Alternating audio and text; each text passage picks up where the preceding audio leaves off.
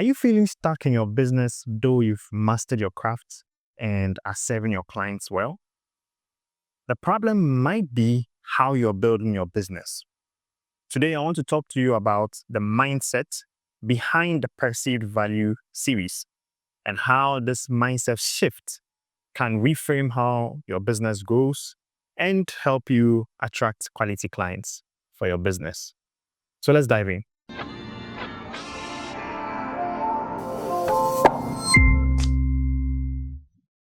The core of every business is this idea of the forces of demand and supply.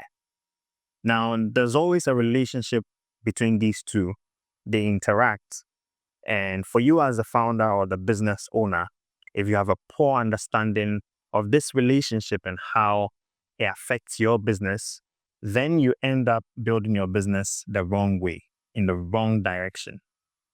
So, for purposes of this conversation, let's define what demand means and also what supply also means. So, demand simply means how many people want what you have to offer. How many people want what you have to offer? That's demand. And then for supply, we say how much of it can you deliver? How much of it can you deliver? All right. So the basic principle in economics for demand and supply simply states that with all things being equal, if you have demand increasing, then with supply being constant, what is going to happen is that prices are going to increase. And the vice versa is also true when you have supply increasing with demand staying constant, then what it means is that price is also going to decrease. Now, price also is a measure of the value that you bring. So we can think of price in that way as well. So when we say price is increasing, what it means is that you're more valuable, you're producing more value. In the same way, if price is decreasing, then you're producing less value. But here, I want us to tag value as perceived value and not your real value. We'll talk more about that.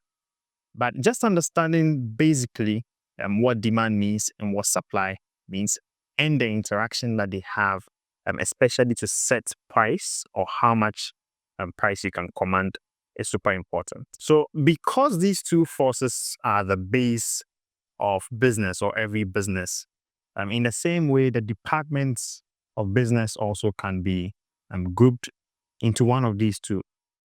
So usually we have units in a business like sales, marketing, we have maybe the branding unit, we have the PR or communications team, and we have the delivery team, we have the operational unit, we have maybe customer support, and so many teams.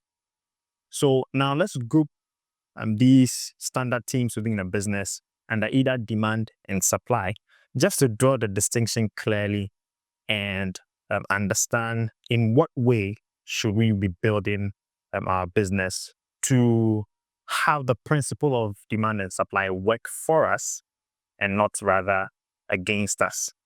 So let's take a few of the departments. So first we look at the demand side of things.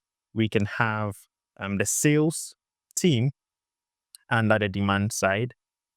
We can also have the marketing team, and then the branding unit, branding or positioning, whichever term. Then we also have the PR or the communications team, also falls under the demand side of business. We can have partnerships, we can have maybe thoughts leadership, and all of that falling under the demand side of business.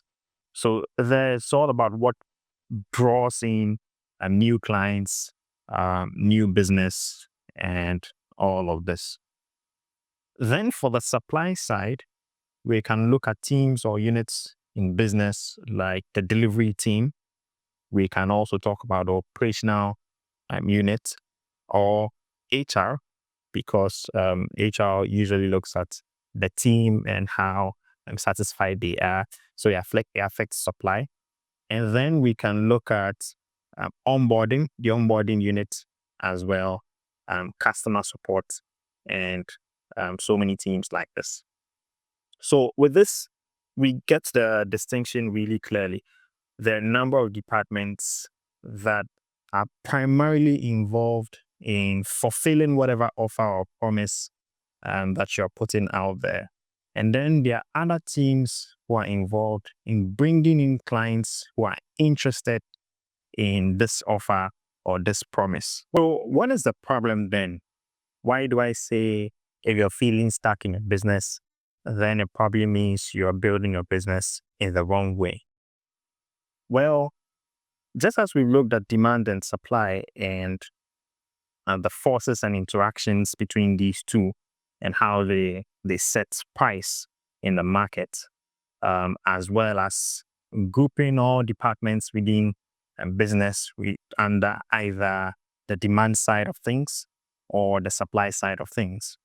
The problem that many business owners, founders make, and I made this mistake for a long time in the early part of my business journey as well, is that they spend a lot of time at the supply side of business. And it's natural. For example, I built my business around my skill.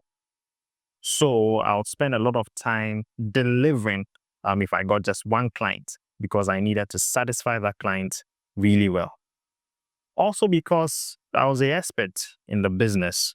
And even though I'll try to train other people, everything around the supply side of business depended on me. All right. So instead of spending a lot of time at the supply side, as a founder or the business owner, a lot of your time needs to be spent at the demand side of things. What does that mean? So we look at the departments that fall under demand. So there we are talking about sales. We are talking about marketing. We are talking about PR. We are talking about communications. We are talking about branding, positioning, talking about strategic partnerships. This is where you need to be spending a lot of your time. So even if the business is built around your skill, you need to find a way to move from the supply side to the demand side of things. The main reason that is important is because resources are scarce. If you did have all the funds to start your business, then you can easily hire a CEO, or you can hire a good sales person. You can hire marketing people who do all of that at the demand side of things for you, so that your business can grow. But the reality is that when you're starting out, you don't have all of these resources. And what that means is to build your business in the right way, in the right direction, you need to spend a lot of time at the demand side of things and not the supply. So let's picture this like you have a scale with two sides, and depending on which one is loaded more, you'd see the entire scale tilting either to the right side or the left side. So demand on one side, supply on the other side. And many business owners overload the supply side of business, whilst you find the demand side really struggling. What are some signs that show that for you, the business owner or the founder, you are spending too much time at the supply side of business rather than on the demand side? So for now, let's look at three signs. The first is that if delivery depends largely on you, for which reason improving or perfecting delivery also to a large extent depends on you, i.e. the same person who needs to execute on the offer. Then the second sign is if you see yourself obsessing about processes, right? So if you're obsessing too much about processes, how things need to be done within the business, then you're spending a lot of time on the supply side. And finally, if you keep on adding more features or services, then for you as a founder, you are spending too much time on the supply side. Now, When I say that you are spending too much time at the supply side and it's around your skill, what I mean is, for example, a design or a creative firm, and you happen to be the designer that needs to execute on whatever projects when clients come in. Or say you are a software business and you are the programmer, you are the engineer, you need to execute on the project. Yeah, or let's say an architectural firm and you are the architect who needs to execute. So rather, you start thinking about how you can shift a lot more time to the demand side of things. And yeah, in the beginning, it's difficult to do because resources are not available. But think about the scale. You need to start shifting more time to the demand side of things, and we'll explore some more reasons why this is important. So, why do I say you need to spend a lot more time at the demand side of business as a business owner or as the founder more than the supply side? Well, there's an underlying principle, and it's that demand must exceed supply if you are to have a healthy business. And for every successful business out there, this is the case for them, that their demand far outweighs their supply. It means they're able to command better prices. It means they're able to attract premium clients.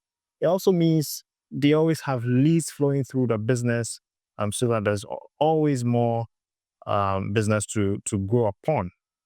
So spend a lot more time on the demand side. If you do the supply side, what you would end up getting is that you hone in on your craft, you become the best at what you do, but then you become the best kept secret. That is what happens. So make that shift.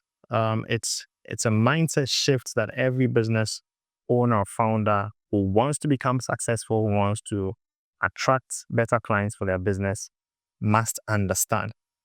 Make the shift from spending a lot more time at the supply side of your business to the demand side of your business.